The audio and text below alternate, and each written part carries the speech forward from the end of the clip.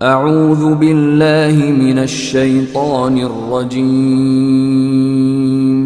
بسم اللہ الرحمن الرحیم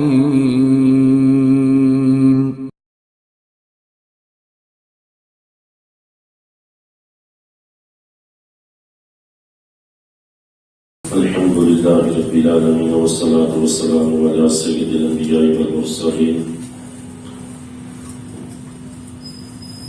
اللہم صلی وسلم وبارک علی سیدنا محمد وعلی آلہ وصحبہ اجمعین رب اشرح لی صدری ویسر لی امری واحلل عقدۃ من لسانی یفقہوا قولی.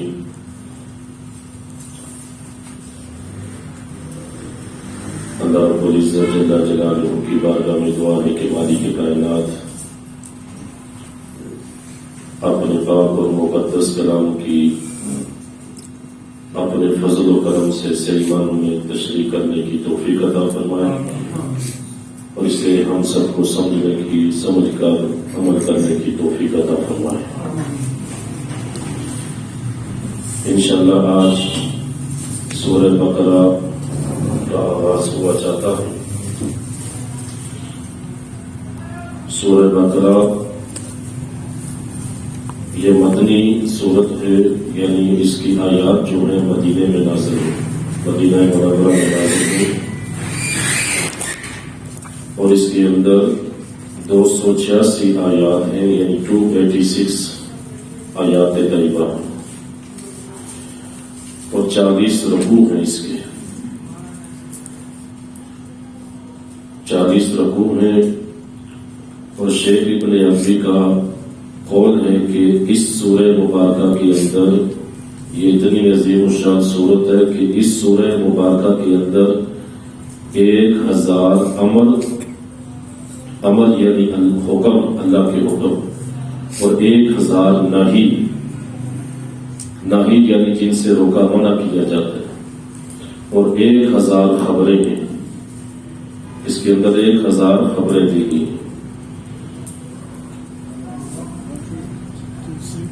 1000 خبریں اس کے اندر. خبر 1000 جیسے اقوام کی خبریں، زیادہ تر بنی اسرائیل کو ڈسکس کیا گیا، قوم بنی اسرائیل. اس کی ابتدا ہوتی ہے الف لام میم ذالک الکتاب لا ریب فیہ ھدی للمتقین. ہمارا وہ عظیم الشان، وہ بلند رتبہ کتاب، لا ریب فیہ، جس کے اندر شک و شبہ کی کوئی گنجائش نہیں. ھدی للمتقین، یہ متقین کے لیے ہدایت ہے، ڈرنے والوں کے لیے ہدایت ہے.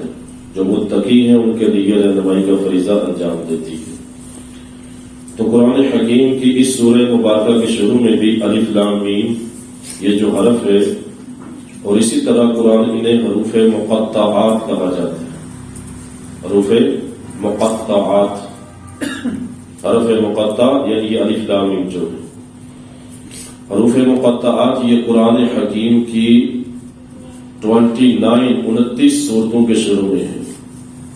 یہ حروف آتے ہیں 29 سورہ کے شروع میں، یہ حروف ہیں. اور سب سے قوی ترین جو قول ہے ان کے بارے میں، سب سے اہم یعنی راجع قول جو ہے وہ یہی ہے کہ اس کی مراد کیا ہے یہ اللہ رب العزت جانتا ہے. اس کے اندر جو راز و نیاز ہیں وہ اللہ رب العزت جل جلالہ کو پتا ہے، یہ اللہ کے راز ہیں. اور یہ بھی ساتھ ہے کہ یا اللہ رب العزت اور اس کے رسول صلی اللہ علیہ وسلم کے مابین یہ راز کی باتیں اسرار و رموز ہیں. اور یہ 29 مقامات پر سورتوں کے شروع میں جس طرح اس کو الگ الگ کر کے پڑھا جاتا ہے، الف لام میم یا حا میم یا عین سین قاف. اور علماء کا اس میں اختلاف اس معنی کے اندر ہے کہ جو یہ حروف ہے یا جس طرح یہ حرف ہے الف لام میم، یا اس کی طرح دیگر جو 28 مقامات پہ حروف ہیں، کیا آیا اس کا معنی اور مراد کسی کو معلوم ہے یا نہیں. تو میں جس طرح کی خلفائے راشدین اور دیگر صحابہ سے یہ مروی ہے کہ اس کی مراد کیا ہے، اس کا معنی کیا ہے، اس کے اندر کیا کچھ کہا گیا ہے، تو خلفائے راشدین اور دیگر صحابہ سے یہی راجح ترین یہی قول مروی ہے کہ اس کی مراد اللہ جانتا ہے. پھر اس کے آگے آئیں تو اس کی تفسیر کرتے ہوئے مختلف مفسرین نے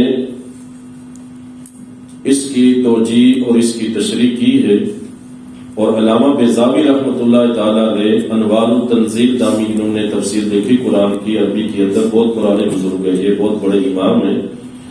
تو انہوں نے اس قول کی یہ توضیح کی، اس کی تشریح یہ کی کہ صحابہ کرام اور خلفائے راشدین کی مراد یہ ہے کہ ان حروف کی مراد اور ان حروف کے جو معنی ہیں وہ اللہ تعالیٰ اور اس کے رسول صلی اللہ علیہ وسلم کے مابین اسرار و رموز ہیں، راز کی باتیں ہیں.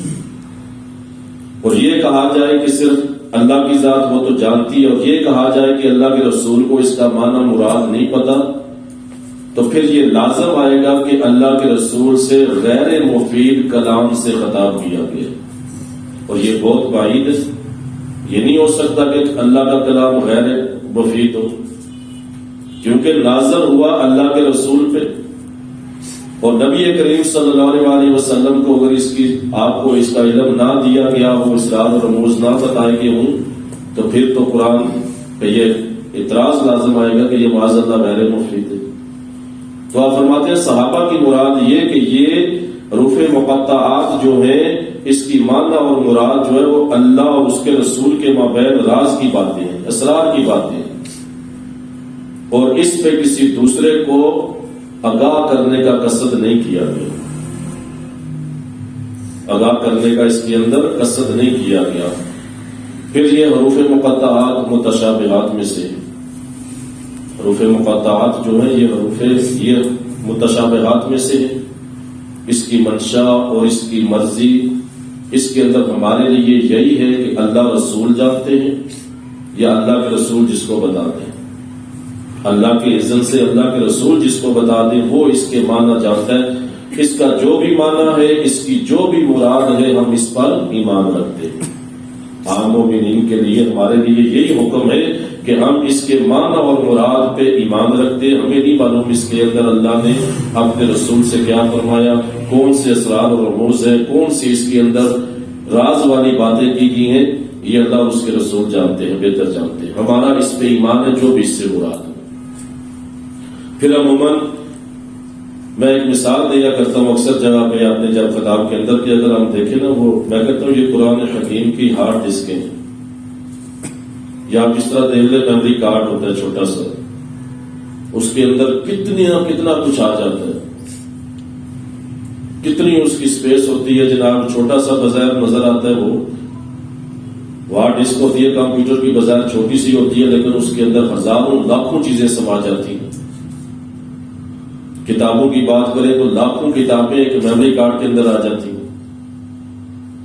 بہت سا علم اس کے اندر پوشیدہ ہوتا ہے، حالانکہ وہ میموری کارڈ چھوٹا سا ہوتا ہے. تو میں کہتا ہوں یہ قرآن حکیم کی ہارڈ ڈسکیں ہیں، اس کے اندر اللہ رب العزت نے علم کے خزانے رکھے ہیں اور ایسی راز و نیاز کی باتیں کی ہیں جو ہر کسی کے سامنے نہیں کی جا سکتی، ہر کسی کے سامنے نہیں کی جا سکتی. اور بعض اس طرح کی راز کے باتیں صحابہ سے مروی بھی ہیں، جس طرح کہ حضرت ابن عباس رضی اللہ تعالیٰ عنہ صحابی رسول ہیں، آپ کے چچا زاد بھائی ہیں نبی پاک کے. آپ خود فرماتے ہیں کہ میں ان علماء میں سے ہوں جنہیں الراسخین فی العلم کہا گیا، کہ جو علم میں پختہ لوگ ہیں اور کہتے ہیں کہ مجھے ان حروف کی تعویل اور ان کے معنی کا پتہ ہے.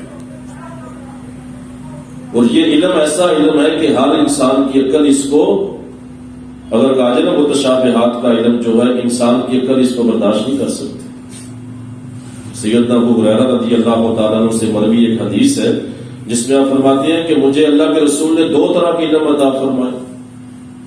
ایک علم وہ ہے میں جو لوگوں کے سامنے بیان کرتا ہوں، اور دوسرا علم وہ ہے کہ اگر میں لوگوں کے سامنے بیان کروں تو لوگ مجھے قتل کرتے ہیں. تو قرآن حکیم اللہ رب العزت کا ذاتی اور قدیم کلام ہے، اور اس کلام کے اندر علم کے اسرار اور رموز کے خزانے ہیں، اور ایسے خزانے ہیں کہ انسانی عقل ان کا ادراک کرنے سے قاصر ہے، خاص طور پہ یہ جو حروف مقطعات ہیں جیسے الف لام میم عین سین قاف حا میم، اسی طرح کے حروف جتنے بھی آئے ہیں شروع کے اندر، یہ علم کے خزانے ہیں، یہ اللہ اور اس کا رسول بہتر جانتے ہیں۔ ہمارے لیے یہی حکم ہے کہ ہم اس پہ اعتقاد رکھیں، اس پہ ایمان رکھیں، جو اس کی معنی مرضی ہے، ہم اللہ کے جو مراد ہے، اللہ کی جو اس کے اندر اسرار ہے، ہم اس پہ ایمان رکھتے ہیں، ہمارا اس پہ ایمان ہے۔ پھر یہ حروف متشابہات میں سے ہے، تو اس کے اندر فقہائے حنفیہ اور فقہائے شافعیہ، یعنی امام اعظم ابو حنیفہ اور امام شافعی، یعنی جو شوافی کے امام ہیں، ان کا اس بات پہ اجماع ہے، اکٹھ ہے کہ یہ حروف متشابہات جو ہیں، اس کا اللہ رب العزت نے نبی کریم صلی اللہ علیہ وسلم کو دنیا میں اس کا علم عطا فرما دی ہے، دنیا میں اس کا علم عطا فرما، آپ قطعی طور پر جانتے ہیں کہ اس کی مراد کیا ہے، اس کا معنی کیا ہے۔ پھر وہ کہتے ہیں اگر ایسا نہ ہو تو ورنہ آپ کو ان سے خطاب کا فائدہ باطل ہو جائے گا، پھر کوئی فائدہ نہیں ہوگا ان حروف سے خطاب کرنے کا۔ یعنی خطاب کرنے کا مقصد تو یہ نا کہ بتایا جائے، آگاہ کیا جائے، تو اگر اللہ کے رسول کو معلوم نہیں تو پھر وہ کہتے ہیں کہ اس طرح تو اس کا فائدہ جو ہے وہ تو باطل ہو جائے گا، غیر مفید کلام سے اس کو مخاطب کرنا لازم آئے گا۔ پھر وہ اس کے اندر علماء ہے کہ یہ بھی دلیل دیتے ہیں کہ قرآن حکیم کی سورہ رحمان میں اللہ رب العزت نے ارشاد فرمایا الرحمن علم القرآن، رحمان جس نے قرآن سکھلایا اپنے بندے کو۔ تو جب رحمان اللہ رب العزت نے قرآن سکھایا تو اس کا قرآن سکھانے کا یہی معنی نا کہ اللہ نے سارا قرآن عطا فرمایا، سارا قرآن سکھایا جو کچھ اس کے اندر موجود ہے۔ تو اگر نبی کریم صلی اللہ علیہ وسلم کے لیے یہ مانا جائے کہ آپ کو علم نہیں تو پھر وہ اس آیت کا خلاف بھی لازم آئے گا۔ تو اللہ رب العزت اللہ کے رسول صلی اللہ علیہ وسلم کے مابین یہ راز و نیاز کی باتیں ہیں۔ تو اسی طرح علماء کہتے ہیں کہ اگر ایسا نہ ہوتا تو پھر یہ اس کا فائدہ کیا ہوتا؟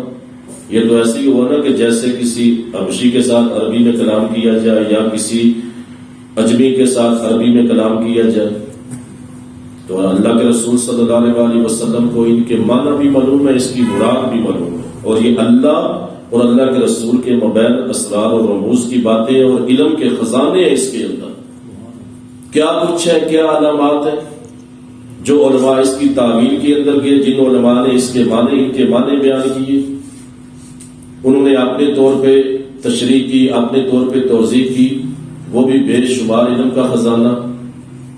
لیکن اس پہ راجح ترین اور قوی ترین قول یہی ہے کہ اس کے بارے میں ایمان رکھا جائے، اس کی تعویل میں نہ پڑا جائے۔ پھر ہمارے برصغیر و پاک و ہند کی عظیم شخصیت، عظیم عالم، عظیم امام حضرت مجدد غسانی، بہت بڑا نام ہے، بہت بڑا نام ہے، ان کا یہ دعویٰ ہے کہ یہ جو حروف مقطعات ہیں ان کے اسرار کا علم اللہ نے مجھ کو عطا کیا ہے۔ بہت بڑی شخصیت، یعنی کہ یہ معلوم ہوا اللہ رب العزت اور اس کے رسول صلی اللہ علیہ وسلم کے مابین یہ اسرار و رموز ہیں، اللہ کے اذن سے اللہ کے پاک رسول جسے چاہے عطا فرما دے، کچھ عطا فرمائے، سارا نہ عطا فرمائے، جو کچھ ہے۔ پھر ہماری سوچ ہے نا، سوچ ہم کہاں تک اس کے معنی کی تشریح کا تعبیر کرتے جائے کتنی کریں گے؟ تو یہی اس کے اندر قوی ترین قول یہی ہے کہ اس پر، اس کی معنی اور مراد پر ایمان رکھا جائے، اس کی تعبیر کے اندر نہ پڑا جائے۔ پھر اس کے بعد فرمایا الف لام میم، جس طرح میں عرض کر چکا ہوں کہ یہ 29 سورہ کے شروع میں آتے ہیں۔ پھر اس کے بعد میں ذالک الکتاب لا ریب فیہ، ذالک یہ اسم اشارہ ہے، ذالک اسم اشارہ، یعنی اسم اشارہ ہوتا ہے یہ دور کی چیز کی طرف اشارہ کرنے کے لیے کہ وہ چیز نزدیک کے لیے ہوتے ہیں نا، یہ وہ چیز، تو یہ ذالک وہ بلند رتبہ کتاب، تو کتاب تو نزدیک ہے، اس کو اس میں اشارہ سے کیوں مخاطب کیا گیا؟ ذالک وہ بلند رتبہ کتاب. تو علماء نے مفسرین نے اس کے اندر مختلف معنی بیان کیے کہ اس لیے ایک تو یہ کہ یہ وہ کتاب موعود یعنی جس کا اللہ نے اپنے نبی سے وعدہ کیا تھا، جس کا اللہ نے وعدہ کیا تھا یا انبیاء سے وعدہ کیا تھا، تورات کے اندر آج بھی موجود ہے کہ وہ نبی آخر الزمان بنی اسماعیل سے مبعوث ہوں گے، انہیں کتاب عطا فرمائی جائے گی. پھر نبی کریم صلی اللہ علیہ وسلم سے یہ وعدہ کیا گیا تھا کہ آپ کو ایسی کتاب عطا فرمائی جائے گی جو جس کو پانی سے دھو کے مٹایا نہیں جا سکے گا اور نہ پرانی ہوگی. جب کتاب نازل کی گئی کتاب موعود یعنی وہ کتاب جس کا وعدہ کیا گیا تھا، وہ عظیم الشان، یہ ہے وہ کتاب، وہ عظیم الشان کتاب جس کا اللہ نے اپنے نبی سے وعدہ فرمایا تھا. پھر بعض اوقات اگر دوسرے معنی میں لیں کہ اس میں اشارہ دور ہے تو بود رتبہ یعنی بلند رتبہ کو بود مسافت کے قائم مقام، اس کے قائم مقام اس کو کیا گیا ہے. یعنی بود رتبہ ہے نا اعلیٰ مرتبے کو بود مسافت یعنی مسافت بہت زیادہ لمبی مسافت، تو یہاں بود رتبہ کو بود مسافت کے قائم مقام کیا گیا یعنی وہ عظیم الشان کتاب، وہ عظیم الشان کتاب ہے جس کا اللہ نے اپنے نبی سے وعدہ کیا تھا. اور تورات میں بھی جس کا ذکر ہے، انجیل کے اندر بھی جس کا ذکر ہے، زبور کے اندر بھی جس کا ذکر ہے، یعنی وہ نبی بے باقاعدہ طور پر اس کتاب کا اور اللہ کے پاک رسول صلی اللہ علیہ وسلم کے مبعوث ہونے کا ذکر تورات کے اندر آج بھی جدید کتاب مقدس جو ہے اگرچہ اس میں تحریف ہو چکی لیکن موجود ہے آج بھی. وہ اگرچہ کسی اور معنی میں لیں لیکن اس طرح کے اشارے موجود ہیں آج بھی. تو فرمایا ذالک الکتاب، یہ کتاب وہ ہے، یہ وہ عظیم الشان یہ کتاب ہے جس کے اندر کوئی شک لا ریب. اور ریب کسے کہتے ہیں؟ ریب کا معنی شک و شبہ. وہ شک یعنی تہمت جس کے ساتھ تہمت جڑی ہوئی، جس میں تہمت کا عنصر شامل ہو اس کو ریب کہا جاتا ہے. ریب کا معنی لا ریب، کوئی شک نہیں. تو جس کے اندر تہمت کا عنصر پایا جائے وہ شک و شبہ. یہ تہمت لگاتے تھے نا، یہ کلام کیا ہے، کفار لگاتے تھے، اس طرح اعتراض کرتے تھے اس پہ. پھر شک کی حقیقت کیا ہے؟ شک کی حقیقت یہ ہے کہ کسی چیز کا دل میں کھٹکنا، دل کا مضطرب ہونا، دل میں اضطراب پایا جانا، شک کی تعریف یہ. شک کی تعریف دل کا مضطرب ہونا، دل کا اضطراب یا دل میں کسی چیز کا کھٹکا پیدا کرنا، اس کو شک کہا جاتا ہے. تو فرمایا یہ ایسی مقدس اور ایسا اللہ کا کلام ہے کہ جس کے اندر کوئی شک و شبہ نہیں، کوئی کسی قسم کا شک و شبہ نہیں. تو معنی کیا ہوگا آیت کا؟ پھر معنی ہوگا کہ اس کتاب کے منزل من اللہ یعنی اللہ کی طرف سے نازل ہونے میں، اس کی ہدایت و ارشاد میں، اس کی فصاحت و بلاغت کے لحاظ سے اور اس کے معجز اور بے مثال ہونے میں کسی قسم کے شک و شبہ کی گنجائش نہیں. یہ ایسی عظیم الشان کتاب ہے. فصاحت و بلاغت کو دیکھ لیں تو اعلیٰ ترین معیار پہ ہے، ہدایت اور ارشاد کے اعتبار سے دیکھ لیں تو اعلیٰ ترین معیار پہ ہے. ہر معاملے کے اندر پھر منزل من اللہ یعنی اللہ کی طرف سے نازل ہونے والی جو چیز ہے اس کے اندر اگر دیکھا جائے تو کوئی شک و شبہ نہیں. قرآن حکیم نے اس پہ دلائل بیان فرمائے. خود قرآن حکیم کے اندر اللہ رب العزت نے دلائل بیان فرمائے بلکہ چیلنج کیا. سورہ بقرہ کی آیت نمبر 23 میں ارشاد فرمایا وَإِن كُنتُمْ فِي رَيْبٍ مِّمَّا نَزَّلْنَا عَلَىٰ عَبْدِنَا فَأْتُوا بِسُورَةٍ مِّن مِّثْلِهِ. فرمایا اگر تمہیں یہ جو ہم نے نازل کیا اپنے بندے پہ اگر تمہیں اس کے اندر کوئی شک و شبہ ہے فَأْتُوا بِسُورَةٍ مِّن مِّثْلِهِ تو اس کی مثل ایک سورت لا کے دکھا دو. کھلا چیلنج دیا اللہ رب العزت نے. فرمایا اگر تمہیں اس میں شک و شبہ کسی قسم کا جو ہم نے اپنے بندے پہ خاص پہ نازل فرمائی تو ایک آیت لا کے دکھا دو. اگر تم سچے ان کو تم صادقین، اگر تم سچے ہو. پھر ساتھ یہ بھی کہا صرف تم نہیں، فرمایا وَادْعُوا شُهَدَاءَكُم مِّن دُونِ اللَّهِ إِن كُنتُمْ صَادِقِينَ، فرمایا تم اللہ کے من دون اللہ، اللہ کے علاوہ اپنے سارے مددگار اکٹھے کر لو جو تمہارے فصاحت و بلاغت کے جناب بڑے بت مانے جاتے ہیں، بڑے تھم مانے جاتے ہیں، بہت بہت بڑے لوگ ہیں، تمہارے شاعر ہیں، فصیح و بلیغ ہیں، جن کا نام ہے، سب کو اکٹھا کر لو اللہ کے علاوہ، تو اس طرح کی ایک صورت لا کے دکھا دو۔ فرمایا نہیں، وَلَن تَفْعَلُوا، تم نہیں کر سکتے، منع چیلنج کیا قرآن حکیم نے۔ تو یہ قرآن پاک کا اللہ رب العزت جل جلالہ کے قرآن کی حقانیت کی دلیل ہے، بار بار قرآن اپنے حقانیت پہ دلائل دیتا ہے۔ تو آپ اندھا ہی ہوگا، وہ جو اندھا ہی ہوگا جو جناب اس کا انکار کرے گا۔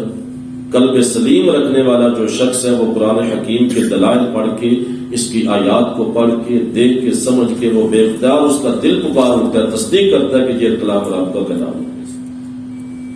بلکہ بعض مواقع پہ جب صحابہ کرام نے اللہ کا کلام لوگوں کے سامنے اللہ کے رسول نے پیش کیا، تو ان کے بڑے بڑے شہراء جو نامی گرامی تھے، فصیح و بلیغ تھے، تو بے اختیار پکار اٹھے کہ یہ کلام کسی بشر کا نہیں ہے، یہ کلام کسی بشر کا نہیں ہے۔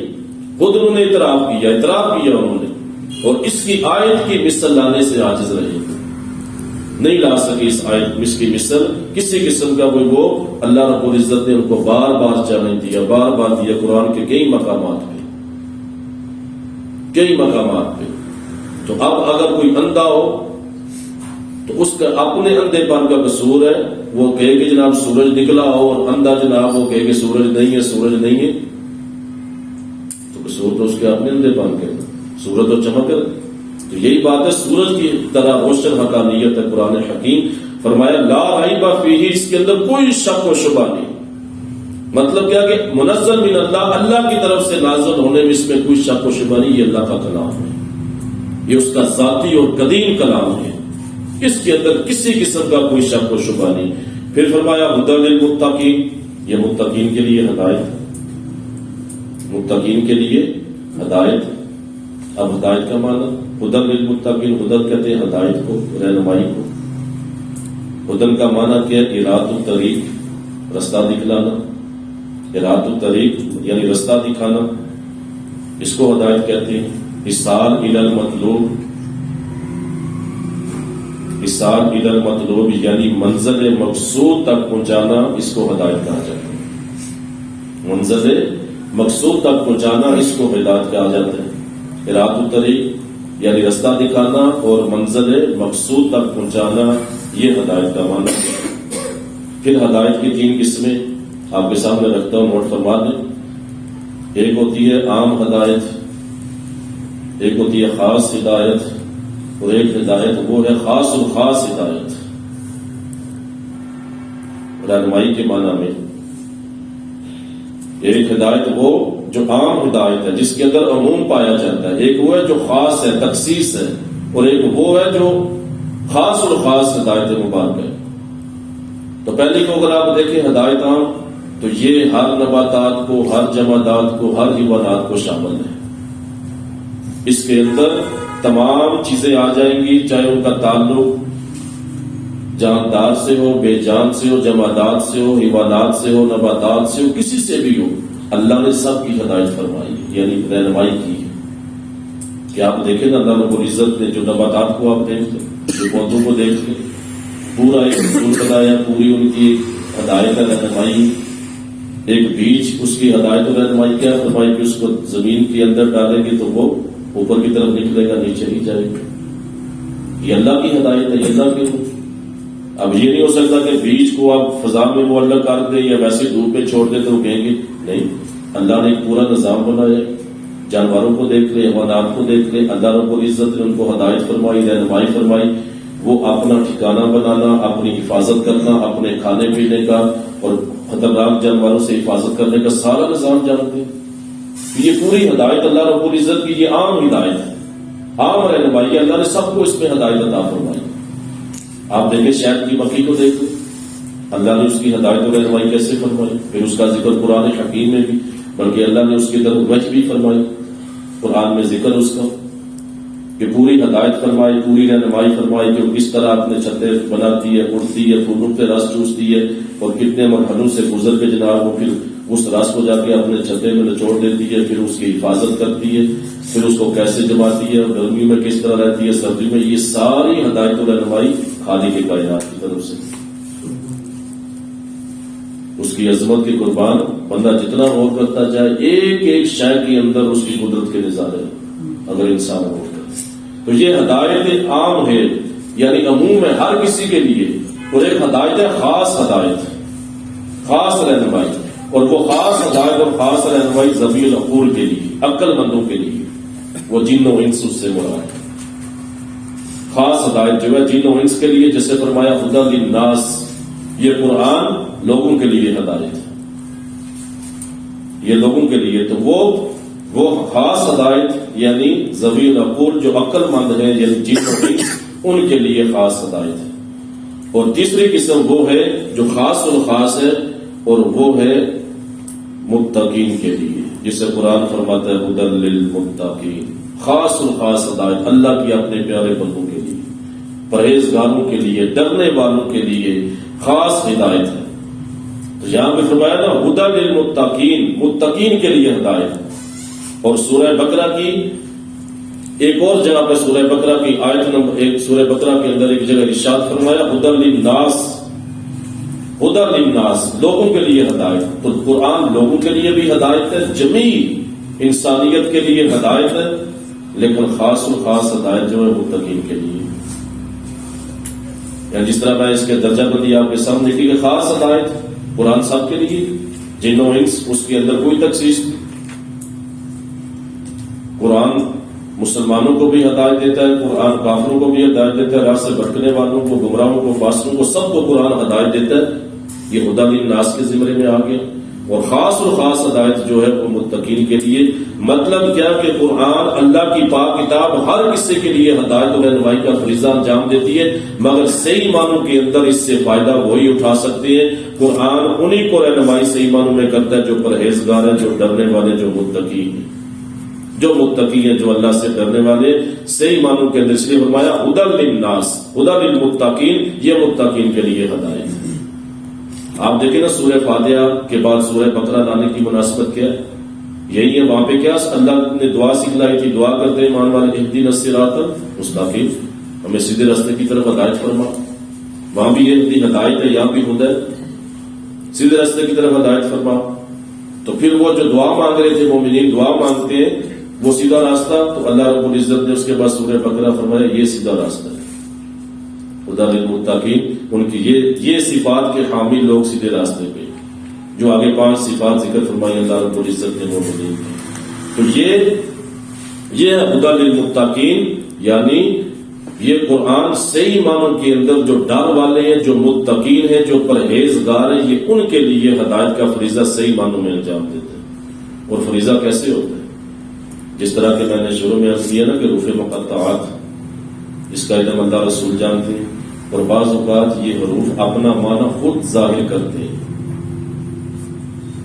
یہ متقین کے لیے قرآن ان حروف کے علاوہ ایسے بھی ایسے معنی اللہ کی ذات القاء فرماتی ہے، جسے آپ علم لدنی کہتے ہیں، اللہ کی طرف سے عطا کردہ علم، روحانیت کا علم، کشف کا علم، جو اللہ کے نیک بندوں کو عطا ہوتا ہے۔ پھر وہ اس کی تفسیر کرتے ہیں، ایسی تفسیر کرتے ہیں کہ اتنے حیران رہ جاتے ہیں۔ تو مطلب یہ قرآن یہ خود اپنا معنی بھی بیان کرتا ہے، یعنی صحیح معنوں میں ہدایت دیتا ہے، جو متقین ہیں، پرہیزگار ہیں، اللہ سے ڈرنے والے ہیں، ان کے لیے۔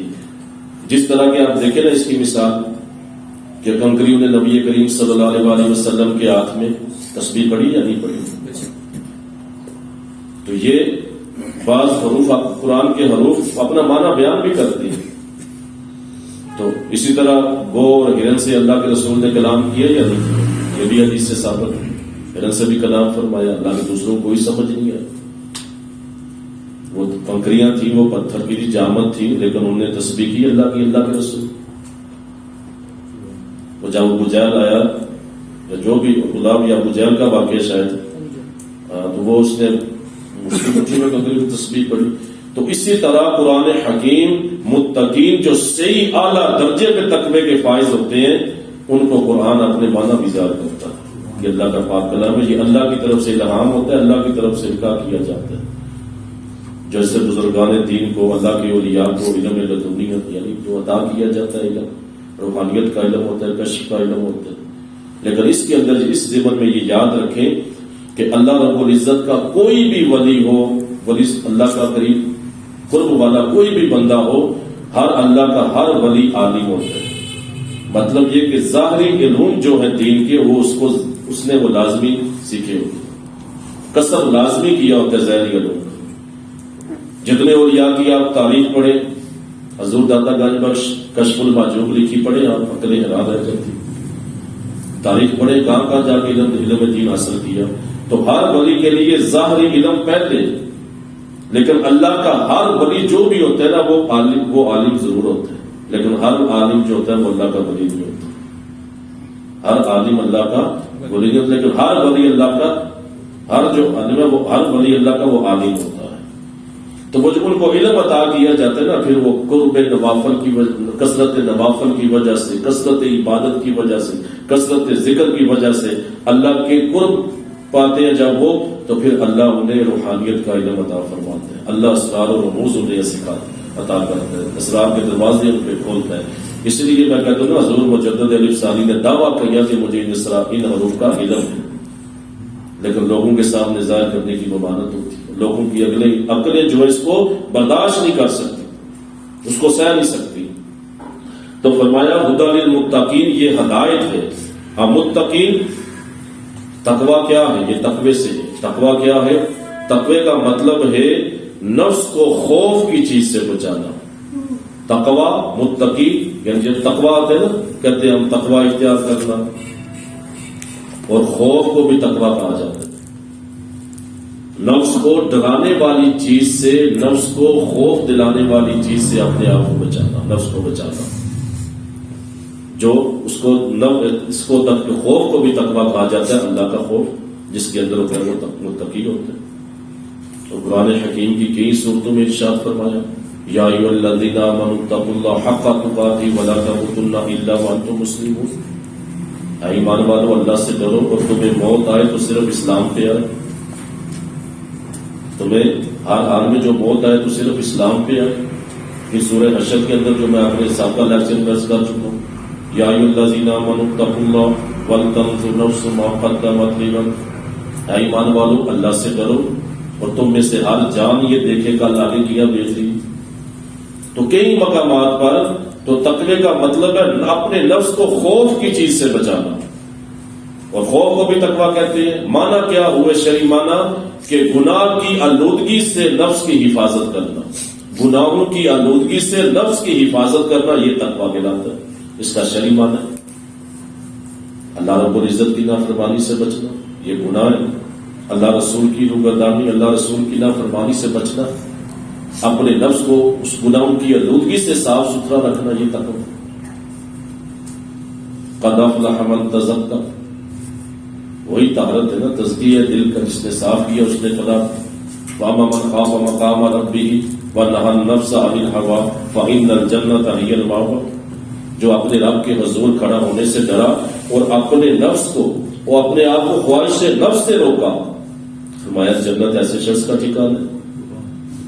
ایسے شخص کا ٹھکانہ جنت ہے جس نے خواہش نفس کے خلاف جم کے کھڑا ہو گیا، نفس کی نہیں سنی.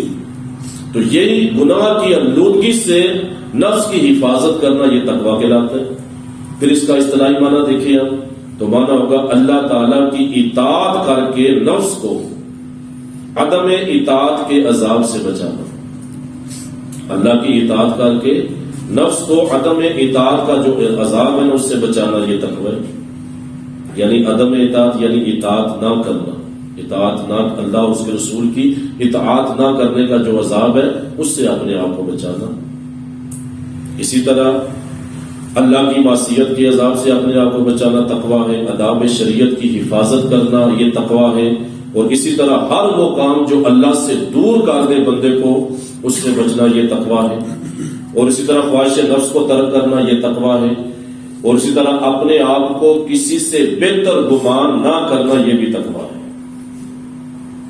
یعنی تکبر نہ کرنا یہ بھی تقویٰ ہے۔ تقوی کی مختلف علماء نے اقسام بیان کی، جس کے اندر کفر سے بچنا یہ تقویٰ ہے، کبیرہ گناہوں سے بچنا تقویٰ ہے، صغیرہ گناہوں سے بچنا تقویٰ ہے، تکبر نہ کرنا تقویٰ ہے، معصیت نہ کرنا تقویٰ ہے، اللہ رسول کی اطاعت فرما برداری کرنا یہ تقویٰ ہے۔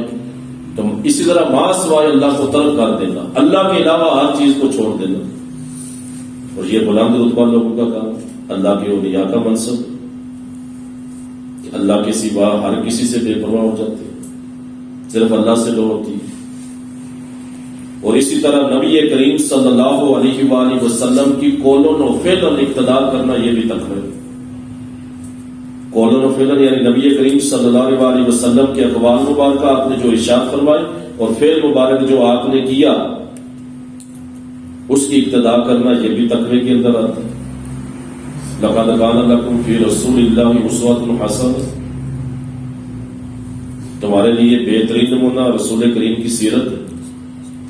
تو جو اللہ کے رسول صلی اللہ علیہ وآلہ وسلم کی سیرت کو اپناتے ہیں زندگی کے ہر معاملے کے اندر، وہ تقوی کے اعلیٰ ترین منصب پائے، اور اولیاء کرام کی پہچان کیا، ان کی نشانی کیا اللہ کے ولی ہونے کی۔ میں شروع میں جس طرح عرض کر چکا، ولی یہ نہیں ہے کہ جناب وہ گلے میں مالائیں ڈالی ہوں، جناب دستوں ہاتھوں پہ گوٹیاں چڑھائی ہوں، جناب بال لمبے لمبے اور مہینے سے نہایا نہ ہو تو لوگ کہتے ہیں جناب یہ بابا جی۔ ایسے لوگ شیطان کے پیروکار ہوتے ہیں جو دین سے دور کرتے ہیں، نہ کبھی نماز روزے کا خیال نہیں، نماز کا خیال نہیں، کسی دینی ضروریات پہ نہیں چلتے۔ اللہ کے ولی کی نشانی یہ ہے کہ وہ رسول کریم صلی اللہ علیہ وآلہ وسلم کی ایک ایک سنت کی محافظت کرے گا، یہ اللہ کے ولی کی علامت ہے۔ ایک ایک سنت پہ عمل کرنے والا ہوگا اور متقی ہوگا، تقوی کے اعلیٰ ترین درجے پہ وہ فائز ہوگا، یعنی مباح چیزوں کو بھی چھوڑ دے گا اس ڈر سے کہ کہیں اس کی وجہ سے حرام کام میں نہ پڑا جائے۔ یہ متقی ہوتا ہے، یہ اللہ کا ولی ہوتا ہے۔ الذین آمنوا وکانوا یتقون، فرمایا الا ان اولیاء اللہ لا خوف علیہم ولا هم یحزنون، آگے فرمایا آگاہ ہو جاؤ، اللہ کے اولیاء جو اللہ کے دوست ہیں ان پہ کوئی خوف نہیں، نہ وہ غم زدہ ہوں۔ تو ان کی علامت کیا بیان فرمائی؟ الذین آمنوا وکانوا یتقون، فرمایا وہ جو اللہ پر ایمان لائے وہ متقی تھے، پرہیزگار تھے۔ تو اللہ کا ولی وہ ہوگا جو متقی ہوگا، پرہیزگار ہوگا، شریعت کی پاسداری کرنے والا ہوگا۔ بلکہ یہاں تک علماء نے فرمایا اگر تمہارے سامنے کوئی پانی پہ چل کے دکھا دے، ہوا میں اڑ کے دکھا دے، لیکن اللہ کے رسول کی سنت کا تارک ہے تو وہ اللہ کا ولی نہیں ہو سکتا۔ ایسے کام کو شیطان بھی دکھا سکتا ہے، اس کے پاس بھی کتنی طاقت ہے، اس کے چہرے بھی دکھا سکتے ہیں۔ تو ولی اللہ کی پہچان یہ ہے کہ وہ صاحب تقویٰ ہوگا، نبی کریم صلی اللہ علیہ وآلہ وسلم کی اقتداء کرنے والا۔ اللہ رب العزت جل جلالہ کی وصیت کے ہر کام کو ترک کرتے ہیں، اللہ اس کے رسول صلی اللہ علیہ وآلہ وسلم کی ہر معاملے کے اندر پیروی کرے، اپنے آپ کو بچا کے رکھے۔ متقین یعنی یہ قرآن ان متقین کے لیے ہدایت و رہنمائی ہے کہ جو اللہ رب العزت جل جلالہ کے لیے ہی ہر معاملے میں۔ پھر یہاں تک بزرگوں نے فرمایا کہ تقویٰ یہ ہے کہ تیرا رب تجھے وہاں نہ دیکھے جہاں اس نے تمہیں منع کیے، تیرا رب تجھے وہاں نہ دیکھے جہاں سے اس نے تجھے منع کیے، یہ تقویٰ ہے۔ اور جس میں صاحب تقویٰ متقین لوگوں کی وہ جس طرح میں عرض کر چکا ہوں، پورا ایک بیان ہے اس پہ کہ آخرت کے اندر تعلق داری یا دوستی انہی لوگوں کی قائم رہے گی جو متقی اور پرہیزگار۔ الاخلاء یومئذ بعضهم لبعض عدو الا المتقین، قیامت والے دن گہرے دوست ایک دوسرے کے دشمن بن جائیں گے ماں سوائے متقین کے، کہ ان کا تعلق، ان کی دوستی اس روز بھی قائم ہوگی۔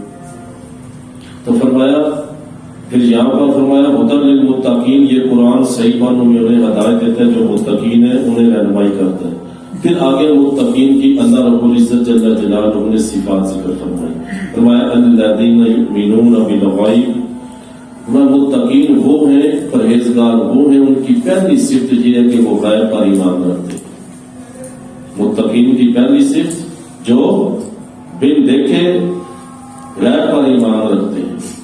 اللہ کو نہیں دیکھا، جنت دوزخ کو نہیں دیکھا، فرشتوں کو نہیں دیکھا، اللہ کے رسول کے کہنے پر ایمان رکھتے ہیں۔ تو ایمان یومنون فرمایا، وہ ایمان رکھتے ہیں۔ یومنون ایمان یہ اصل میں امن سے نکلا ہے، ایمان امن سے نکلا ہے، اور اس کا امن کا معنی ہے نفس کا مطمئن ہونا۔ نفس امن کا معنی ہے نفس کا مطمئن ہونا اور خوف کا زائل ہونا، خوف کا ختم ہو جانا، اس کو امن کہا جاتا ہے، ایمان کہا جاتا ہے۔ اور ایمان کے ساتھ ہر اس شخص کو متصف کیا جائے گا، ہر اس شخص کو متصف کیا جائے گا جو نبی کریم صلی اللہ علیہ وسلم کی شریعت میں داخل ہو، اور اللہ رب العزت کی وحدانیت اور نبی کریم صلی اللہ علیہ وسلم کی نبوت کا اقرار کرتا۔ اس ایمان میں ہر اس شخص کو داخل کیا جائے گا۔ یہ ایمان کی تعریف یعنی ہر وہ شخص ایمان والا ہے جو اللہ کے رسول صلی اللہ علیہ وآلہ وسلم کی شریعت میں داخل ہے، اللہ کی وحدانیت کا اقرار کرتا ہے، تصدیق کرتا ہے، اور رسول کریم صلی اللہ علیہ وسلم کی نبوت پہ ایمان رکھتا ہے، وہ مسلمان ہے، وہ ایمان والا ہے۔ پھر اسی طرح اس کے اندر ایمان کی تعریف کے اندر علماء کے مختلف اقوال ہیں۔ ایمان کسے کہتے ہیں، کیا کیا چیزیں ایمان کے اندر داخل ہیں؟ آپ سنتے نا، وہ پڑھتے ہیں اقرار باللسان و تصدیق بالقلب۔ تو یہ جمہور متکلمین جو ہیں، اہل کلام جمہور متکلمین، ان کے نزدیک ایمان صرف تصدیق بالقلب کا نام ہے۔ ایمان صرف تصدیق بالقلب کا نام ہے، یعنی دل میں تصدیق کرنا، اس کا نام ایمان ہے۔ تصدیق بالقلب جمہور متکلمین کے نزدیک، یعنی جمہور جو بڑے اہل علماء گزر چکے ان کے نزدیک، اور سیدنا امام اعظم ابو حنیفہ رحمۃ اللہ تعالی علیہ کے نزدیک ایمان دو چیزوں کا نام ہے، اقرار باللسان و تصدیق بالقلب۔ حنفیوں کے جو امام ہے کہ زبان سے اقرار ہو، زبان سے اقرار ہو اور دل میں تصدیق ہو، اس کا نام ایمان ہے۔ ایمان کے اندر یہ دو چیزیں داخل ہیں۔ جو فرمایا نا الذین یؤمنون بالغیب، کہ ایمان رکھتے ہیں، تو ایمان کے اندر امام اعظم ابو حنیفہ آپ کے نزدیک زبان سے اقرار بھی لازم ہے، زبان سے اقرار اور دل سے تصدیق، دل سے تصدیق ہو، اس کو ایمان کہتے ہیں۔ ہاں مجبوری کی حالت میں، مجبوری کی حالت میں یہ جو اقرار باللسان ہے یہ ساقط ہو جاتا ہے۔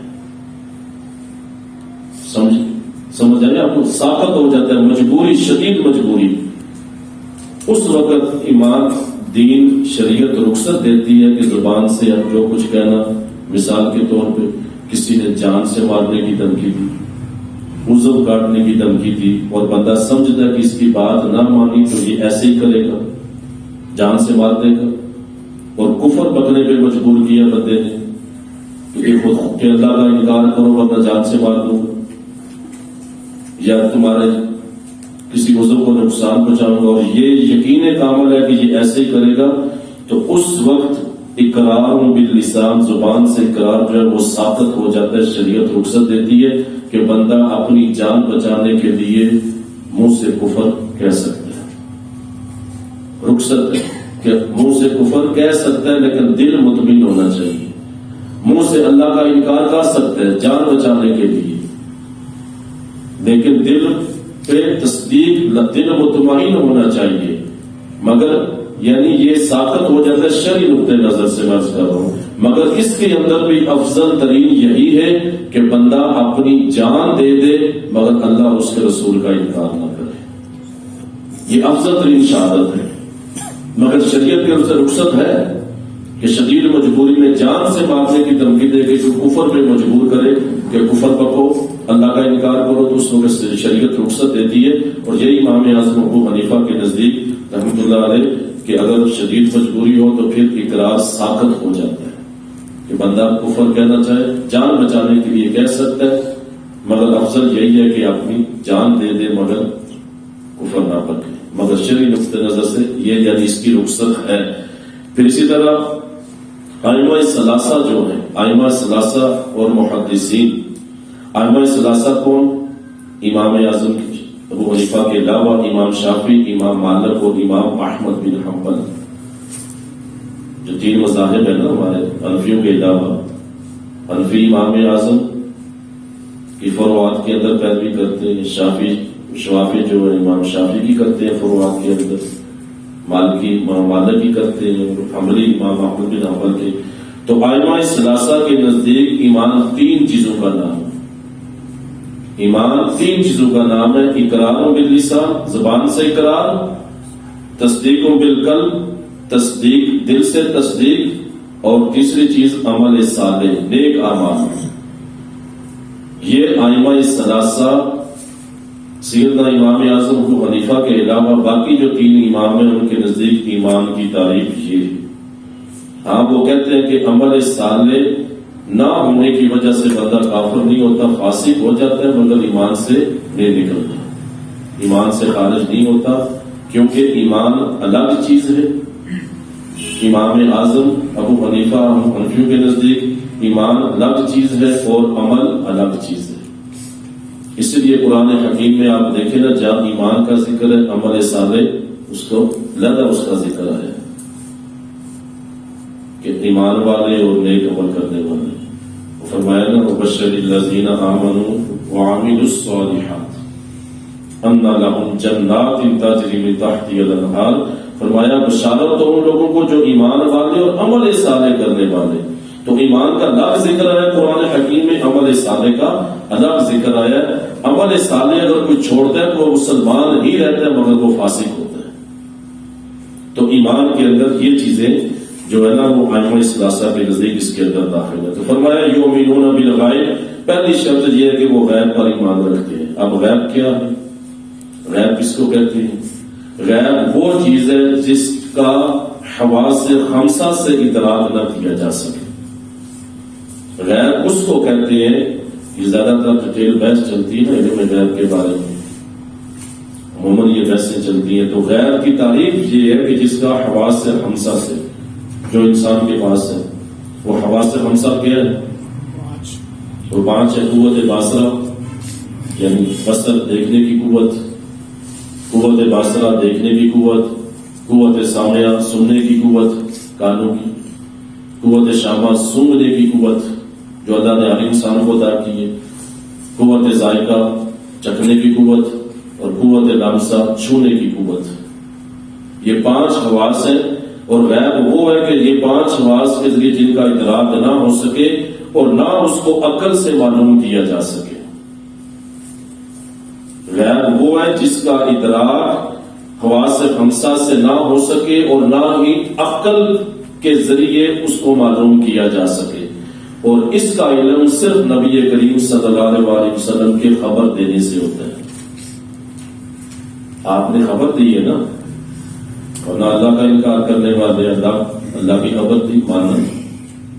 جتنی خبریں آئی قرآن حکیم جو آپ پہ نازل کیا گیا یا آپ کے فرامین ہے جو قرآن کی تشریح ہے، سب کے اندر جتنی غیب کی خبریں تھی، تو جب نبی کے بتانے سے خبر دینے سے ہوتا ہے، اس کا علم حواس سے خمسہ ادراک نہیں کر سکتے، نہ عقل اس کو معلوم کر سکتی ہے۔ اور ہر ایسی چیز جس کی طرف عقل کی رسائی نہیں، ہر ایسی چیز جس کی طرف عقل کی رسائی نہیں اور نبی کریم صلی اللہ علیہ وسلم نے اس کی خبر دی، مثلا علامات قیامت کی علامتیں بیان فرمائی، یہ ہوگا وہ ہوگا، دجال کے بارے میں بتایا، دعوت الارض نکلے گا، اتنے جھوٹے نبی آئیں گے، یہ ساری خبریں یعنی ان کو بھی غیب کہا جاتا ہے۔ ان کو عقل کی رسائی اس تک نہیں ہے، نبی کریم صلی اللہ علیہ وسلم نے اس کی خبر دی۔ اسی طرح عذاب قبر کے اندر عذاب ہوگا، قبر کے اندر عذاب ہوگا، یہ بھی غیب ہے۔ حشر و نشر یعنی مرنے کے بعد اٹھنا، غیب کی باتیں ہمیں نہیں پتہ، نہ ہم نے دیکھی، نہ ہماری عقل کی رسائی ہے۔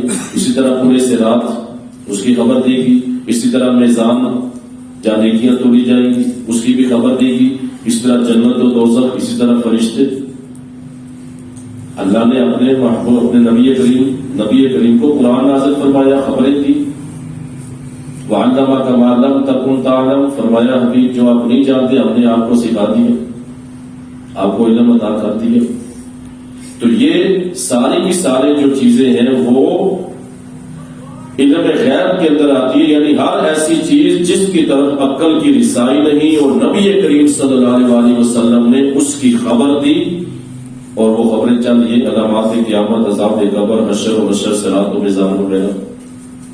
پھر یاد رکھیں غیب کی دو قسمیں، آج یہ مسئلہ آپ کے سامنے حل کر دیتا ہوں میں، اور یہ بڑے آسان فارم کے اندر۔ غیب کی دو قسمیں ہیں۔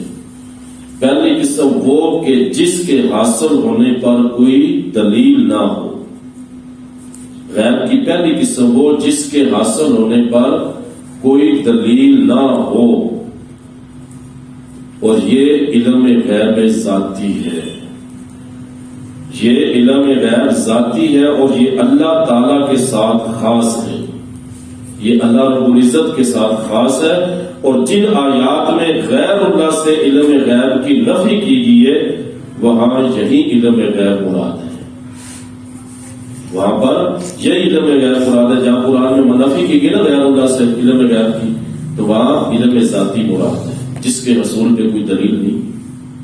ایک قسم یہ، اور دوسری قسم وہ جس کے حاصل ہونے پہ دلیل ہو، جس کے حاصل ہونے پہ دلیل ہو۔ پہلی قسم وہ کہ جس کے حاصل ہونے پہ کوئی دلیل نہیں، وہ اللہ کا ذاتی علم غیب ہے۔ اور اللہ کا علم یاد رکھیں، اللہ اگر اپنے رسولوں کو بتاتا ہے، غیب کی خبر دیتا ہے، تو وہ رسول کا علم محدود ہوتا ہے، لا محدود نہیں ہو جاتا۔ اللہ کا جو علم ہے وہ لا محدود ہے، اس کی کوئی حد نہیں ہے، نہ کوئی اس کی حد مقرر کر سکتا ہے۔ وہ لا محدود علم کا اللہ کا، وہ علم ذاتی ہے اللہ کا۔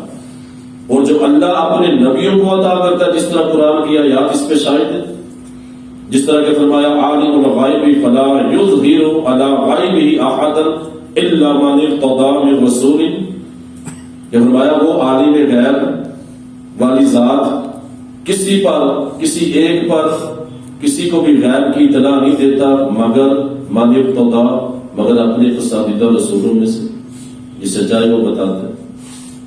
یہ قرآن کے اندر یہ بھی ہے۔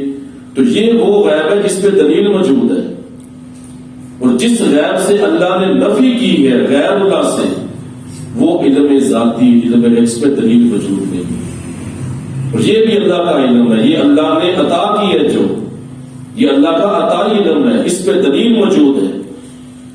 جس طرح کے اللہ رب العزت کی ذات و صفات، گزشتہ انبیاء کرام کے حوال، قیامت تک ہونے والے واقعات کا علم وغیرہ، اور جہاں بھی غیر اللہ کے لیے غیب کی معلومات کا ثبوت ہے، غیر اللہ کے لیے، جس طرح یہ میں نے آیت مبارکہ پڑھی کہ اللہ اپنے پسندیدہ رسولوں میں سے چن لیتا ہے جنہیں غیب عطا فرماتا ہے، لیکن عام لوگوں کو نہیں دیتا ہوں۔ تو جہاں بھی غیر اللہ کے لیے غیب کی معلومات کا ثبوت ہے، وہاں اللہ تعالیٰ کی یاد رکھے، وہاں اللہ رب العزت کے بتانے ہی سے ہوتا ہے، اللہ کے بتانے ہی سے وہ علم ہوتا ہے، بغیر اللہ کے بتائے وہ علم غیب بھی حاصل نہیں ہوتا۔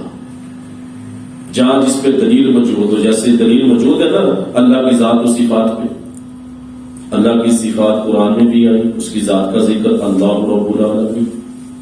اسی طرح قوم کے حوال جو ذکر کیے، سابقہ قوموں کے حوال جو ذکر کیے اللہ نے۔ پھر میں نے عرض کیا قرآن حکیم اسرار و رموز کی عظیم الشان کتاب، فرمایا جس میں کسی ہر خشک و تر کا بیان کر دیا گیا، ہر چیز۔ پھر آیات متشابہات ہیں، حروف مقطعات ہیں، جو اس کے اندر کیا اسرار و رموز ہے، یہ بھی تو غیب ہے نا۔ یہ تو ایسا غیب ہے جو ہر کسی کو پتہ بھی نہیں، کئی ولیوں کو نہیں پتا ہوتا، اللہ رسول کے مابین ہے۔ تو یہ اللہ نے قرآن اپنے نبی پہ نازل کیا، تو یہ سارا کچھ علم عطا فرمایا، بتدریج عطا فرماتا کہ اللہ کی ذات عطا کی فرماتے گی، لیکن یہ علم عطائی ہے، اللہ کی عطا سے، اللہ نے عطا کی ہے، اور جو کوئی بھی اللہ کے بغیر بتائے بغیر کسی کے لیے ایک ذرے کا بھی علم غیب مانے، یہ قطعی کفر ہے۔ اللہ کے بتائے بغیر جو کسی کے لیے بھی ایک ذرے کا علم غیب مانے تو کافر ہو جائے گا۔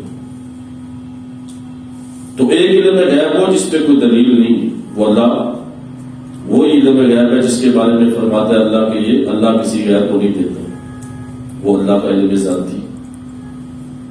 پھر جس پہ دلیل موجود ہے اللہ نے خود بیان فرما دی، وہ غیب کی باتیں اپنے رسول کو بتا دی کہ اللہ کے رسول نے بیان فرما دی جس پہ دلیل موجود ہے۔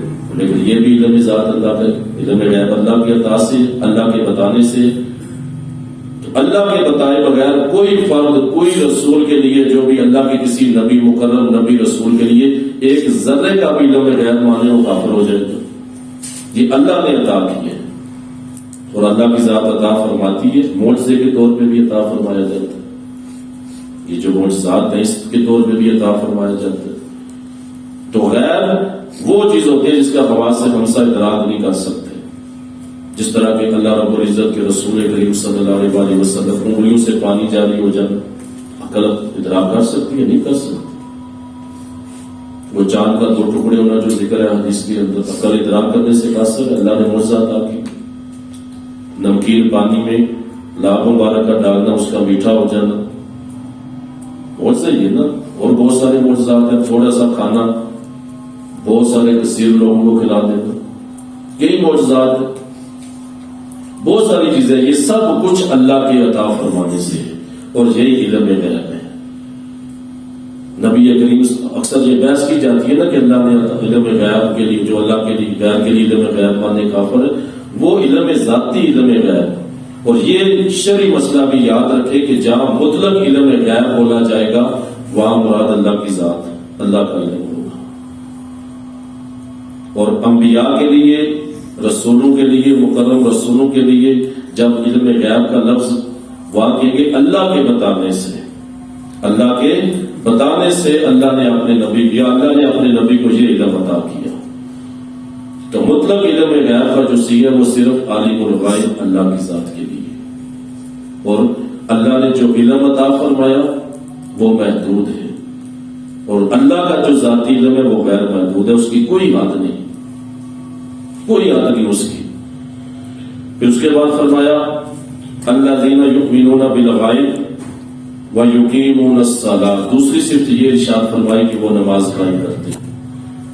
متقی لوگوں کی صفت کہ وہ نماز قائم کرتے ہیں۔ اب نماز قائم کرنا کیا ہے؟ نماز کو تمام ظاہری اور باطنی آداب کے ساتھ ادا کرنا، یہ اقامت صلاۃ ہے۔ میں عرض کر چکا ہوں اس کے بارے میں، ظاہری آداب کے صاف معاملہ بالکل ٹھیک ہو، عذاب بھی ظاہری طور پہ ساکن ہو، آگے پیچھے توجہ نہ ہو، آگے پیچھے بندہ نہ دیکھے، بالوں سے نہ کھیلے، ہاتھوں سے نہ کھیلے، کپڑوں سے نہ کھیلے، یہ ظاہری آداب ہے۔ اور باطنی آداب کیا ہے کہ بس اللہ کی بارگاہ میں حاضر، اللہ مجھے دیکھ رہے۔ جبریل امین نے، حدیث جبریل ہے نا بخاری کے اندر، اللہ کے پاک رسول سے سوال کیا مال احسان یا رسول اللہ، احسان کیا ہے؟ تو ارشاد فرمایا احسان یہ ہے کہ تو اللہ کی ایسے عبادت کا جیسے تو اللہ کو دیکھ رہے، جیسے تو اللہ کو دیکھ رہے۔ یہ نہیں ہو سکتا تو یہ دل میں پختہ خیال رہا کہ رب تجھے دیکھ رہا ہے۔ تو یہ ظاہری یعنی ظاہری باطنی آداب کے ساتھ خشوع و خضوع کے ساتھ نماز ادا کرنا، یہ اقامت صلاۃ ہے۔ پھر یاد رکھیں قرآن حکیم میں 90 سے زیادہ مرتبہ نماز کا ذکر ہے۔ قرآن حکیم کے اندر 90 سے زیادہ مرتبہ قرآن نماز کا ذکر آیا ہے، اور یہ سب سے پہلے اسلام، سب سے پہلی عبادت ہے اسلام کی، سب سے پہلی اسلام کی عبادت جو ہے وہ نماز ہے۔ اور یہ واحد عبادت ہے کہ جو ہر امیر و غریب، فقیر، بادشاہ، کمزور، طاقتور، بوڑھے بچے، بزرگ بوڑھے یعنی بالغ بچے، جوان نوجوان، بزرگ، ہر کسی پہ فرض ہے۔ زکات دیکھیں ہر کسی پہ نہیں ہے، حج دیکھیں ہر کسی پہ نہیں ہے۔ روزوں کے اندر بعض بزرگ استثناء، روزوں کو بھی، مریضوں کو استثناء، لیکن یہاں مریض کو بھی استثناء نہیں ہے نماز کا۔ فرمایا کھڑے ہو کے نہیں پڑھ سکتے، بیٹھ کے پڑھو، بیٹھ کے نہیں پڑھ سکتے، لیٹ کے پڑھو، لیٹ کے نہیں پڑھ، اشاروں سے پڑھو، کسی صورت یعنی معاف نہیں ہے یہ۔ پھر اس کے اندر میں نے عرض کی تھی کہ میں آپ کے سامنے عرض کروں گا، اس کی 6 شرائط اور 7 فرائض ہیں. نماز کی 6 شرائط اور 7 فرائض ہیں. پہلی شرط کیا ہے؟ طہارت، ستر عورت، دوسری استقبال قبلہ، تیسری وقت، چوتھی نیت، پانچویں اور تکبیر تحریمہ، یہ چھٹی اس کی شرائط ہے. طہارت سے مراد کیا؟ انسان کا بدن، لباس اور جگہ پاک جہاں نماز پڑھ رہے ہیں. طہارت سے مراد بدن بھی پاک ہو، حدث اکبر یعنی غسل فرض ہے تو اس کو پاک ہونا چاہیے غسل کرنا، حدث اصغر یعنی وضو کا وضو کرے، جسم پاک ہو، جو کپڑے پہنے ہیں وہ پاک ہو، پھر جہاں جگہ نماز پڑھ رہے ہیں وہ پاک ہو. یہ طہارت. ستر عورت یعنی اس کے کپڑے وغیرہ اس نے پہنے، ستر ڈھانپا ہو. اور یاد رکھیں اس کے اندر ستر، مرد کا جو ستر ہے وہ ناف سے لے کے گھٹنے تک، ویسے جو ستر ہے مرد کا یہ ناف سے لے گھٹنے تک، یہ مرد کسی دوسرے مرد پہ بھی ظاہر نہیں کر سکتا. یہ ستر ہے مرد کا. اور عورتوں کا چہرے، ہاتھ اور پاؤں کے علاوہ سارا جسم ستر ہے. وہ ستر ایک عورت کہتے ہیں، عورت کا مطلب ہی چھپانے والی چیز. تو عورتوں کا جو ستر ہے، پردہ ہے، وہ ہاتھوں کا نہیں، چہرے کا نہیں. اصل میں تو چہرے کا فی زمانہ علماء اس لیے دیتے ہیں نا کہ فتنہ فی زمانہ، چہرے کو دیکھنے سے فتنہ پیدا ہوتا ہے، ورنہ اصل میں جو چہرے کی تو رخصت، ہاتھوں کا نہیں، پاؤں کا نہیں، اس کے علاوہ پورے سر سے بال پاؤں سے اس کا وہ عورت کا وہ پڑتا ہے. تو ستر عورت کا مطلب یہ ہوا استقبال قبلہ، قبلے کی طرف منہ ہونا، یہ شرط ہے نماز کی. قبلے کی طرف منہ نہیں ہے تو نماز نہیں ہوگی. پھر وقت، جو نماز پڑھنی ہے اس کا وقت پایا جائے. پھر نیت ہو جس نماز کی وہ نیت کی جائے. اسی طرح پھر تکبیر تحریمہ، یہ آخری شرط بھی اور پہلا فرض بھی ہے. تو یہ 6 شرائط ہیں، یہ پائی جائیں گی تو نماز کے لیے بندہ ریڈی ہوگا، بندہ نہیں. یہ 6 شرائط ہیں. ان 6 شرائطوں سے گزر کے بندہ پھر اس قابل ہوگا کہ وہ اللہ اکبر کہہ سکے. پھر اس کے اندر 7 فرائض ہے. پہلا فرض ہے تکبیر تحریمہ، اللہ اکبر جب آتا. دوسرا فرض ہے قیام، جو کھڑے ہو کے پڑھتے ہیں، قیام فرض ہے. جان بوجھ کر بغیر عذر کے بیٹھ کے نماز نہیں ہوگی. عذر ہے تو فابیہ ٹھیک ہے، بندہ پڑھ سکتا ہے نماز، تو مریض ہے، کوئی مسئلہ ہے، بیٹھ کے پڑھ سکتا ہے. تو ہاں نوافل کی جو نماز ہے وہ بیٹھ کے پڑھ سکتا ہے. اسی طرح جتنی بھی سنتیں، وہ ساری سنتیں بیٹھ کے بھی نماز کو ہو جا سکتی، کیونکہ یہ باب نوافل کے اندر سنت موقدہ، سنت غیر موقدہ، ان سنتوں کو بیٹھ کے بھی ادا کیا جا سکتا ہے، مگر بیٹھنے میں ثواب کام ہو جائے گا. فرض نماز جو ہے وہ عذر کے بنا اگر بیٹھ کے پڑھی تو نماز نہیں ہوگی. دوسرا فرض یہ قیام. تیسرا فرض قرات، جو قرات کرتے ہیں الحمدللہ اس کے ساتھ پھر سورت بناتے ہیں. پھر چوتھا فرض رکوع. پھر پانچواں فرض سجود. چھٹا فرض قعدہ یا خیرہ یعنی آخری قعدہ ہے اتحیات جس میں پڑھتے ہیں. پھر اس کے بعد خروج بھی سننی یعنی نماز سے خارج ہو جانا. السلام علیکم ورحمۃ اللہ.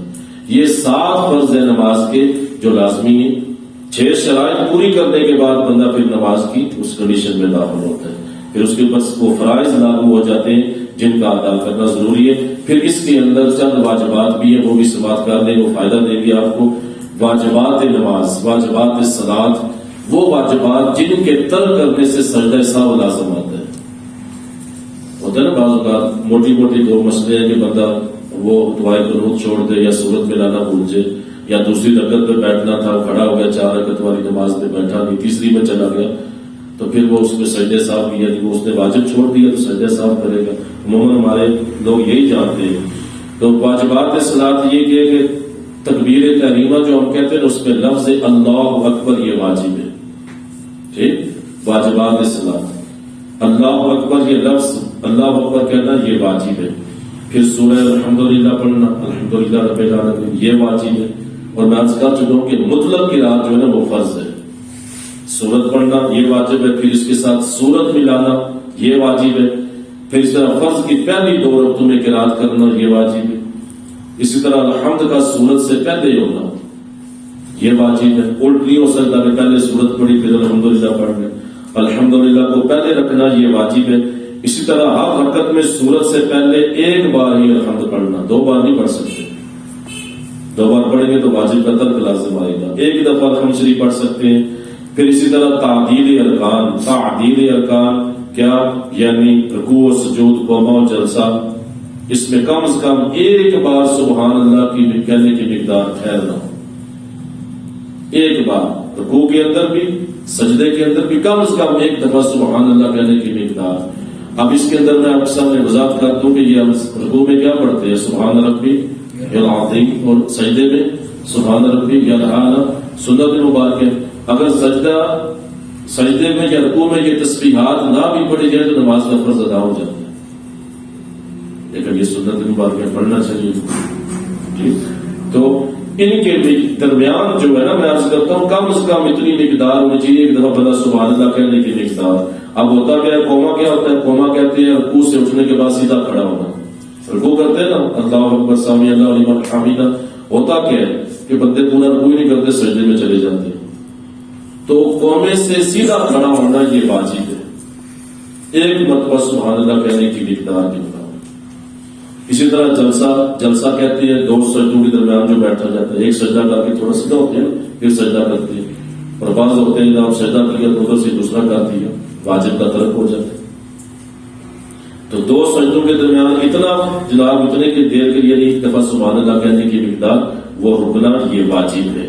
اور اسی طرح قاعدہ اولا یہ واجب ہے. 4 رکعت والی نماز میں قاعدہ اولا پہلا قاعدہ جو تحیات پڑھتے ہیں یہ واجب ہے. اگر یہ چھوٹ گیا، مثال کے طور پہ 4 رکعت والی نماز تھی، آپ نے بیٹھنا تھا، نہیں بیٹھے، تیسری کے لیے کھڑے ہو گئے، تو اگر کھڑے ہونے کی کنڈیشن یہ ہے کہ آپ رکوع کے قریب ہیں تو بیٹھ سکتے ہیں، لیکن اگر قیام والی حالت میں چلے گئے تو پھر واپس نہیں آ سکتے. تیسری رکعت پڑھے، چوتھی پڑھے اور آخر میں سجدہ سہو کرے، نماز ہو جائے گی. کیونکہ دوسری رکعت پہ بیٹھنا 4 رکعت والی نماز میں یہ واجب ہے، اور واجب کے ترک سے سجدہ سہو لازم آتا ہے. وہ سجدہ سہو کس طرح ادا ہوگا؟ وہ آپ آخری جب بیٹھے آخری قاعدہ میں اتحیات پڑھ کے چاہے یا پورا درود شریف پڑھ کے اتحیات پڑھ کے درود شریف پڑھ کے سلام کریں، 2 سجدے کریں، اس کے بعد پھر اتحیات صرف یا درود شریف مکمل پڑھ کے سلام کرتے ہیں، اس سے سجدہ سہو ادا ہو جاتا ہے. پھر اسی طرح فرض و وتر اور سنت موقدہ میں قاعدہ اولا میں تشہد پر کچھ نہ بڑھانا. سنت اور سنت موقدہ اور سنت غیر موقدہ الگ الگ طریقے آپ کو پتہ ہے جی، وہ جانتے ہیں آپ. سنت موقدہ جو ہے اس کے اندر صرف دوسری رکعت میں اتحیات پڑھتے ہیں، کھڑے ہو جاتے ہیں، اور سنت غیر موقدہ پورا درود شریف پڑھیں گے دوسری رکعت میں، جس طرح نفل پڑھتے ہیں 2، پھر کھڑے ہوں گے، پھر سبحان اللہ سے شروع کریں گے. تو فرض وتر اس طرح وتر ہے، اور سنت موقدہ میں دوسرے قاعدے میں دوسری رکعت میں قاعدہ اولا میں وہ تشہد کے اوپر کچھ نہ بڑھانا، یعنی صرف اتحیات پڑھنا، اس کے اوپر نہ پڑھنا. اس کے اندر اگر دونوں قاعدوں میں پورا، اسی طرح دونوں قاعدوں کے اندر پورا تشہد پڑھنا یہ بھی واجب ہے. ایک لفظ بھی چھوڑ دیا تو سجدہ سہو لازم ہوگا. اسی طرح الحمد شریف کا ایک لفظ بھی اگر چھوڑ دیا تو سجدہ سہو واجب ہوگا. اور اسی طرح وتر میں دعائے قنوت پڑھی جاتی ہے، یہ دعائے قنوت واجب ہے. بالفرض اکثر وہ بندہ بعض بات بھول جاتا ہے، رکوع میں چلا جاتا ہے تو آخر میں سجدہ سہو کر لے، واپس نہیں آئے، سجدہ سہو کرے، نماز ادا ہو جائے گی. کیونکہ واجب کی ترک کا جو ہوتا ہے نا وہ سجدہ سہو سے وہ پورا ہو جاتا ہے. اور اسی طرح تکبیر قنوت جو ہے کہتے ہیں نا اللہ اکبر تکبیر قنوت، یہ کہنا بھی یہ بھی واجب ہے. اور اسی طرح عیدین کی 6 تکبیریں، جو 6 تکبیریں کی جاتی نا، 3 پہلی رکعت میں شروع میں اور 3 قرات کے بعد آخر میں جو کی جاتی ہیں وہ 3، تو 6 تکبیریں یہ بھی واجب ہیں. اور اس کے اندر عموماً کیا ہوتا ہے کہ بالفرض اگر امام صاحب بول گیا تو لقمہ نہیں دیا جائے گا، اگر کوئی لقمہ دے گا تو لقمہ دینے والا نماز سے ابتدا سے نکل جائے گا، یہ یاد رکھیں. کیونکہ یہ واجب کا ترک ہے، امام سے چھوٹ گئی ہیں تو وہ آخر میں وہ سجدہ سہو کرے گا تو وہ نماز ہو جائے گی، کوئی مسئلہ نہیں اس کے اندر.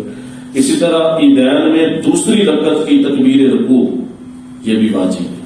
عیدین کے اندر دوسری رکعت جو ہوتی ہے نا اس کی تکبیر رکوع بعض لوگ بھول جاتے ہیں، امام صاحب بھی بھول جاتے ہیں بعض بات. وہ 3 تکبیریں کہانی ہوتی ہے نا آخر میں سورت پڑھ کے، وہ تیسری تکبیر پہ بھی چلے جاتے ہیں کہ حالانکہ 3 تکبیریں کہہ کے جو چوتھی تکبیر کہہ کے اللہ اکبر رکوع میں جائیں گے تو یہ تکبیر یہ بھی واجب ہے.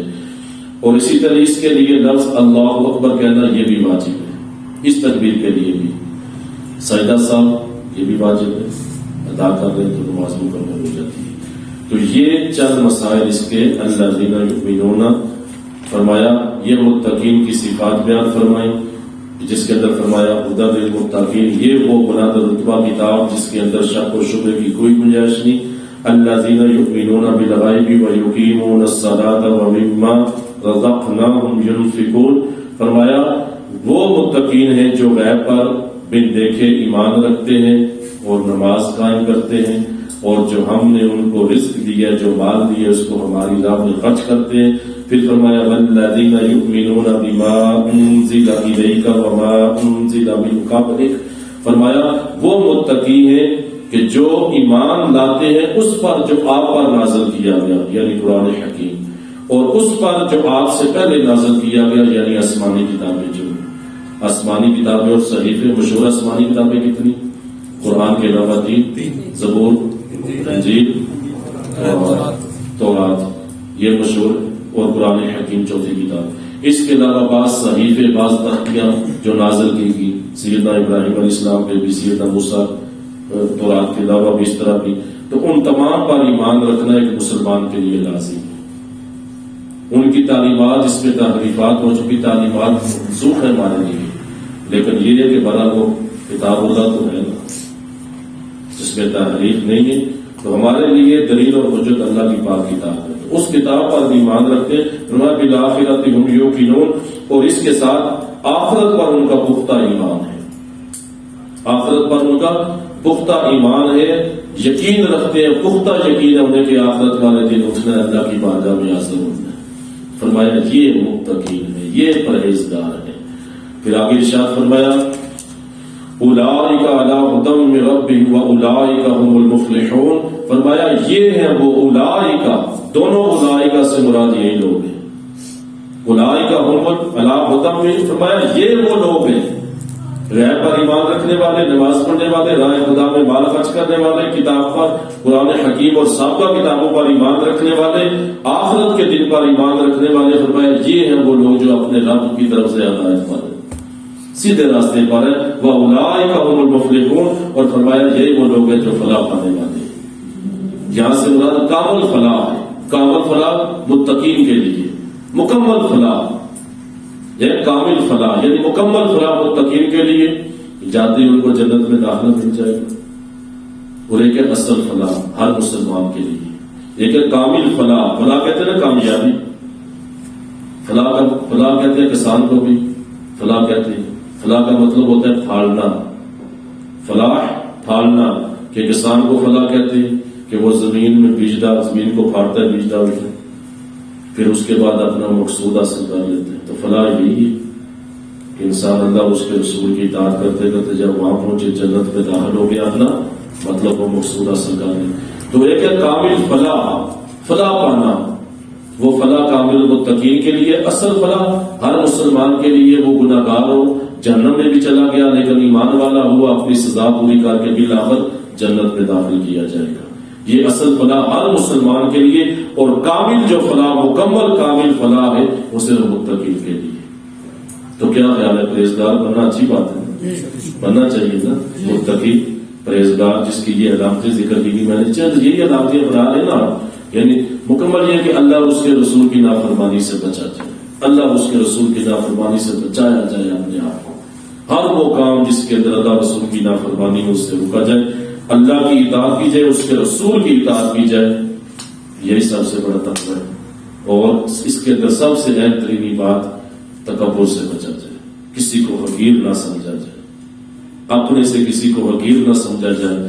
حسب اور نسب کے اندر خاص طور پہ ہمارے لوگوں میں یہ رواج ہے نا، یہ فلاں نسل سے، فلاں خاندان سے، یہ فلاں کمتر ہے، یہ فلاں قوم سے، یہ فلاں قوم سے. عموماً ہمارے یہاں یہ پایا جاتا ہے نا مزاج. تو یہ مسلمان کو زیبا نہیں، یہ متقین کو زیبا نہیں. اللہ کے نزدیک بزرگی کا معیار، اللہ کا معیار تقویٰ ہے. فرمایا ان اکرمکم عند اللہ اتقاکم. فرمایا اللہ کے نزدیک کرامت والا، عزت والا وہ ہے جو صاحب تقویٰ ہے، جو متقی ہے. اللہ کی بارگاہ میں دعا ہے کہ اللہ تعالی ہم سب کو متقی بننے کی توفیق عطا فرمائے. اللہ تعالی ہم سب کو علم کے ساتھ عمل، عمل کے ساتھ اخلاص، اور اخلاص کے ساتھ اپنا خوف عطا فرمائے. اللہ کریم اس درس کے اندر کوئی غلطی کوتاہی ہوگی تو اللہ کریم معافی عطا فرمائے. آمین بجاہ النبی صلی اللہ علیہ وسلم.